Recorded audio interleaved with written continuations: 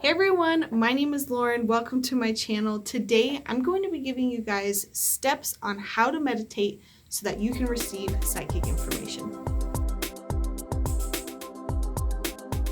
So there are a ton of awesome guided meditations out there on YouTube, but the one thing that I think that a lot of us don't do is self-guided meditations. So I wanted to give you guys a step-by-step walkthrough of how you might go through a meditation, assuming that you had nothing else to rely on and you just need the steps of, okay, I have a question, I want to talk to my guides, I want to get it answered. How do I go about doing this?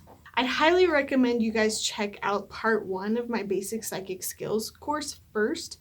That's because I talk about boundaries, I talk about how to turn on and off your psychic ability, I talk about all of these things that you might want to know before going into speaking with any sort of spirits. I don't necessarily think that's a hard and fast rule. I just think it's important that you know how to get rid of spirits after you're done with your meditation, so that you're not being bothered for the rest of the day. And if you don't feel confident that you can do that, please, please, please do not do this exercise until you watch that course. Step 1 is get comfortable. Get into a space that you don't normally use for sleeping or any sort of other activity. Even if it's a small space, just changing how you sit in it can be different enough. And you want to train your brain to know that this is meditation time. It's not work time. It's not sleeping time. It's meditation time. Step 2 and step 3 are kind of what I call centering. So step 2 is holding focus. Now, if you don't really need this, if this is more of a distraction, you can skip this step. But this is when you have so much of that monkey mind going on and you need to focus on something to sort of calm your mind down. So you can do that auditorily or visually. So visually, you can get a candle, place it in front of you, and just stare at that candle. Having a tone or some sort of auditory focus that you are completely present with, that you can focus on, is also helpful for getting you centered. Now, the whole point of having this auditory or visual point of focus is so that whenever your mind wanders during your meditation, you know where to come back to. You know that you can come back to that candle in the middle of the room, or you know you can come back to the sound of that music and sort of refocus on it again. Another idea I really like to use is to have a place in my mind that I like to focus. So maybe it's like the beach or a campfire. And this is a place that you can always come back to if you are starting to wander in the middle of your meditation. You're like, all right, come back to this beach. I'm still at this beach.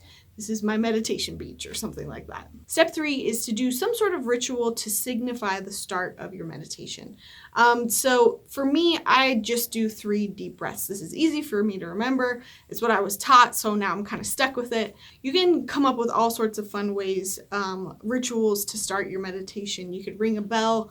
I found one psychic that I went to did some breathing techniques where she breathed in and out really hard, 5 times really fast, and that was just her thing. So it could be whatever you want it to be. Just make sure it's something to start your meditation. So in step 3, I like to think of this as getting rid of your monkey mind time.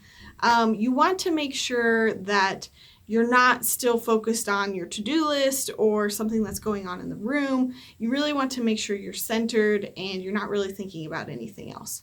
And this doesn't mean you have to completely get rid of all thoughts. That's not possible. And I think that's where a lot of people get discouraged with meditation. But you basically just need to be in a spot that, okay, for the most part, I'm not thinking about anything else. I feel like I'm calm. I feel like I'm here. I'm present. And you'll find that this step gets faster every single time that you meditate. Sometimes for me, it's just bam, and I don't even have to really focus a whole lot on this step. I can just move on because I know I'm centered. But other times you might be stressed out and you just need to stay here for a little bit longer. And the important thing is to not rush it. If you're rushing past this step, you're not getting your logical bias mind out of the way enough. And so when you receive those intuitive hits, you're not going to be able to differentiate them because you're still thinking about everything that you have to do. So it's very important that this part of your mind is very silenced. Get rid of that monkey mind before moving on to the next step. Step number 4 is connecting to a psychic source. Now, if you've seen part 1 of my videos, Basic Psychic Skills, this is so important because you want to know who you're talking to and who you're getting information from. You do not want to be getting any sort of negative information from a spirit that you don't even know. So again, if you don't feel comfortable doing this, please make sure you check that out, because I think it's super important that you're keeping up those psychic boundaries before diving into this. But if you feel like you're pretty comfortable and you know how to connect with a psychic source, awesome. And that is as simple as setting your intention and saying, hey, I am only going to talk to my higher self today, or I am only going to talk to my spirit guides, or only entities for my highest and best good. But making sure that you take the time, sort of after you're out of this monkey mind phase, to be like, this is who I'm talking to, helps set the intention that that's who you're talking to, which is very important before you go asking questions and asking for information. Now, the 5th step is the fun step, and I call that exploring. And this is where you're just going to take the time to ask questions and receive information. And so we receive information through our 6 clairs. And even if you don't know too much about it, you'll start to notice that you'll see things, that you'll hear things, maybe you'll feel things, and it can be frustrating at first because maybe that's not exactly how you want to receive. I found that a lot of first-time meditators try really hard to visualize, and they get really disappointed when they don't. And you can't get discouraged because maybe clairvoyance isn't one of your strengths. But if you watch my video on the 6 clairs and my whole part 2 of my Basic Psychic Skills course, I teach you guys all about how to strengthen those clairs so that you can receive psychic information how you want. So the more you practice and the more you know those clairs, the easier this section of a meditation will be. The easier it will be to know, okay, I'm receiving this information. I've asked this question of my guides and I'm seeing this, or I'm hearing this. And when you know how the psychic ability works a little bit better, you are able to get clear information. The information comes through faster. I just highly recommend that you learn how to do it if you're really feeling frustrated and you're feeling like you're not getting a whole lot. That doesn't mean you have to do this, though. You can just be in a meditative state and just get the information that you get. And there's no pressure to move to that next level or get all this information and, basically come away with like paragraphs and paragraphs of life-changing information. So if you feel like you're having problems in this stage, remember that you can come back to that visual or auditory focus. Remember, you could come back to that beach in your mind, you can come back to the music, you can come back to the candle. Use that as a way to recenter yourself in the middle of a meditation if you're feeling like you're wandering. Another thing I love to do during meditations when I'm feeling like things just aren't working is use distractions to go deeper. Set the intention that every time you hear one of your family members moving around in the house, that it actually sends you deeper into meditation. Also, try not to judge or analyze the information that you're getting while you're in the middle of meditation. I know that's easy to jump forward to sometimes because you want to know the answer to your question, but just know that you're going to remember everything when you come out of it. You're going to have time to record it all. So just be present. Don't try to analyze it too much, because the more you get into that left brain, logical, bias, analytical mind, the less you are in that right-brained, open, creative, intuitive mind. Step number 6. So when you are done exploring, you're done talking to your guides, you're done with your meditation, make sure to thank whatever source you are talking to. Thank them for the information, thank them for whatever happened in your meditation, and then take the time to sort of come back to your body, come back to the room, and I would say end with some sort of disconnection ritual. I just do 3 deep breaths in and out again, so I sort of cap my meditation with 3 deep breaths in, 3 deep breaths out, and that's kind of how I set my ritual. This could be, again, ringing a bell, this could be imagining turning your psychic ability off. Anything that you want to do, just make sure that you're disconnecting and you're making a very clear end.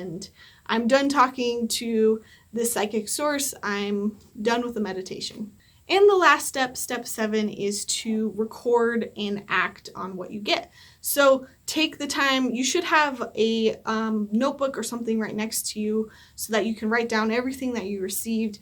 I've never had a problem remembering, and even if you do right afterwards, sometimes it'll come back to you. And if you lose it, maybe it wasn't supposed to be remembered in the first place. So try not to beat yourself up too much. But record what you get and then make sure to act on it. And the reason why I say this is because if you're constantly getting information from your guides and you're asking for help, but then you're ignoring everything they say, think about it from their perspective. Why would I want to continue to give you information if you're never going to listen to it? So if you're very interested in this, know that I have a basic psychic skills course that is way more in depth. I have all of this stuff way more in detail and how to connect with certain guides and how to understand your clairs and all of that in my basic psychic skills course. So check that out in the description below if you want to learn how to take this a step further, reading yourself or reading other people. Thank you guys so much for watching. Let me know in the comments below if you have any questions on how this process works, or if there's any sort of ways that you guys like to vary this meditation. I like to say that you can change it up as long as you don't forget the essential pieces of like turning on your psychic ability, turning it off, remembering to disconnect, remembering to connect to the right source, all of that good stuff. And remember, as you guys are doing this guided meditation, to trust your gut. You're going to get information that you're like, what? I don't know about this. But when you trust your intuition, you're going to strengthen it. And at the end of the day, it's going to become more and more reliable.